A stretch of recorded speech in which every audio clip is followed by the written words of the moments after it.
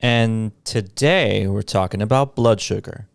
And nobody knows about blood sugar for some reason because there's so much nonsense and misperception, misinformation about what is being measured and what is influencing our blood sugar, why it's important, why you need to kind of erase what you think you know when it comes to weight management, energy levels, diet. I think on a very basic level, people believe that their weight is directly related to how much they eat. On a basic level, it's partly true. Like if you eat a lot, you probably weigh more. But then there's people who don't eat a lot and they're overweight or obese. And then they get confused and they get frustrated. And their usual response to me is, I hardly eat. I eat a lot less than the people around me, and I am 50 to 100 pounds heavier than them. Something doesn't make sense.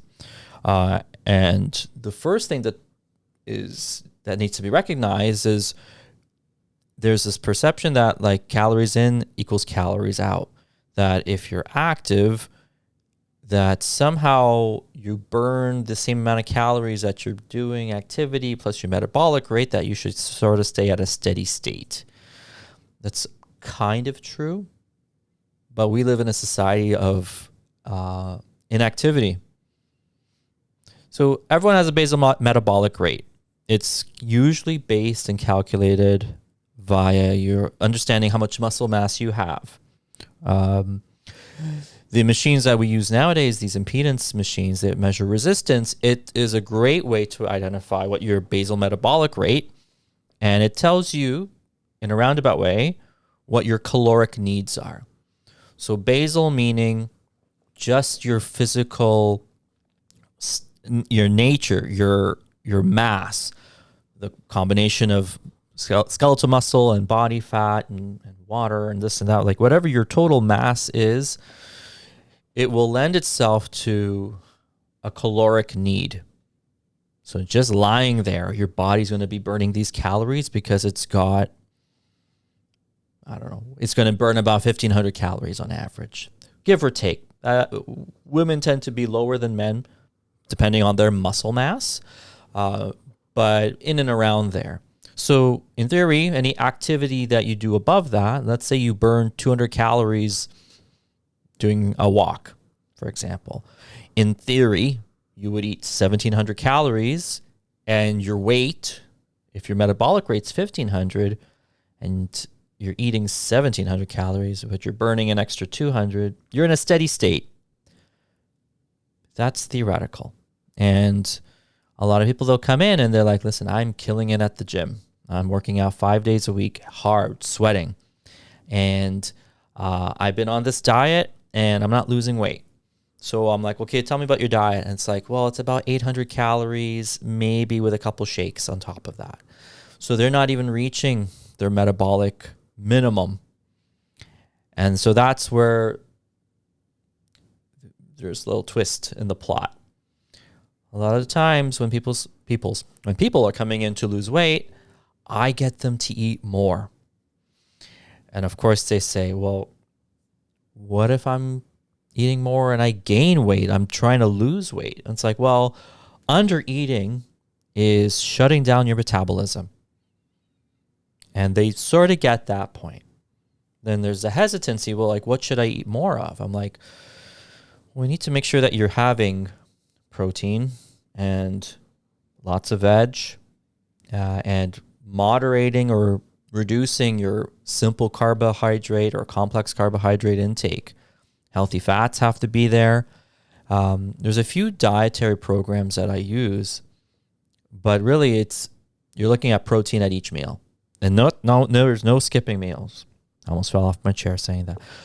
Skipping meals, and I'm not a big fan of intermittent fasting for a lot of people. People who are trying to lose weight and they're inactive, I see that intermittent fasting doesn't help them because you're trying to stimulate your metabolism, but you're not metabolically active. And that means using your muscles.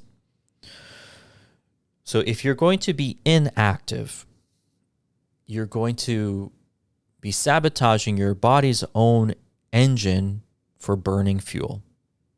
That's really what your metabolism is for. So let's throw away this idea of under eating. And sometimes that works when you're a kid or when you're young, under 25, where you can like starve yourself a little bit. You drop some pounds and you're content. But there's a point where the metabolism doesn't have that bounce back effect. And for some people it's 20, some people it's 25, whatever age it may be. Usually it depends on how much abuse the metabolism takes. And what I get people to do is to remap and relearn what their diet should look like. It's very simple for me to be like, okay, just have like eggs for breakfast, have some protein and veg at lunch and at dinner. I mean, that's way oversimplified, but it sort of is the backbone. If you do that, you're this is the backbone to stabilize your blood sugar throughout the day. Protein, absorbable protein, the ability to digest and assimilate protein at each major meal is what keeps your blood sugar and your energy levels stable. It prevents this insulin resistance, energy crashes, blood sugar spikes and crashes.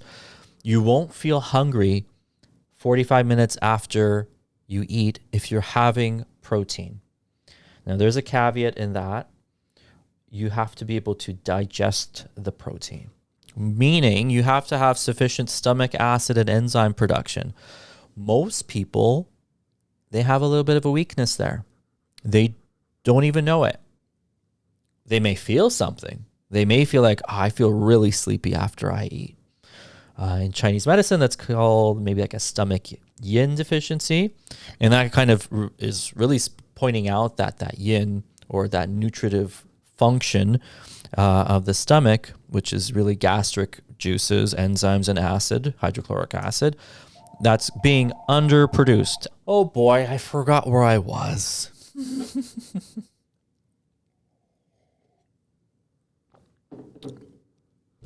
We were talking about protein and how protein is going to help prevent you from getting hungry shortly after a meal.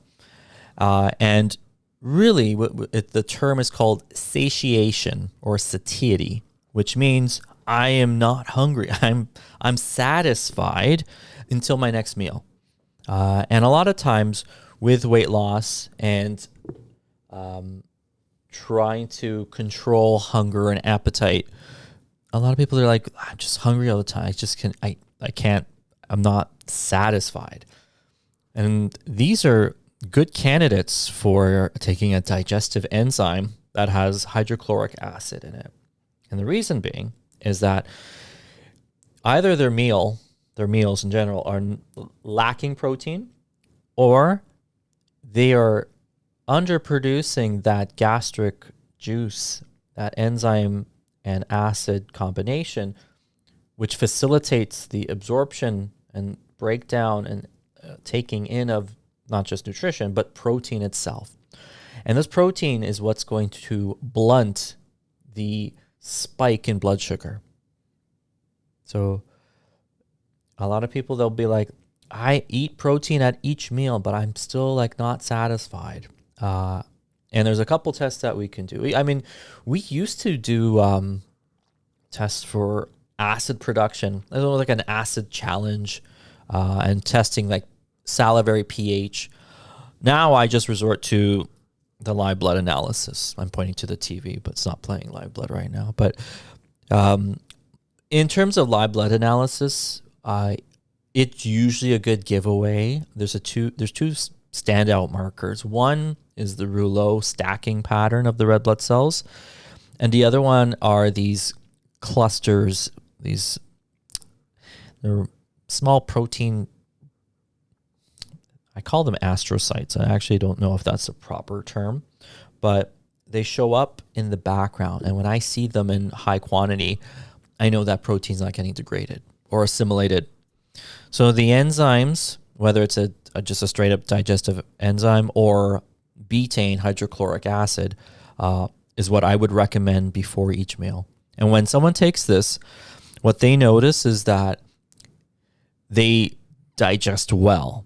They feel light after a meal. They don't feel that sleepiness. They feel satisfied. Their movements are way more regular. And also their circulation, hands and feet, they feel like they're warm all the time. And sometimes people who have like little tiny veins, it's hard for people to take their blood, or their hands and feet are cold all the time. This is a sign of low oncotic pressure, which is a lack of protein being absorbed into the bloodstream. And that protein going into the bloodstream is also improving circulatory pressure.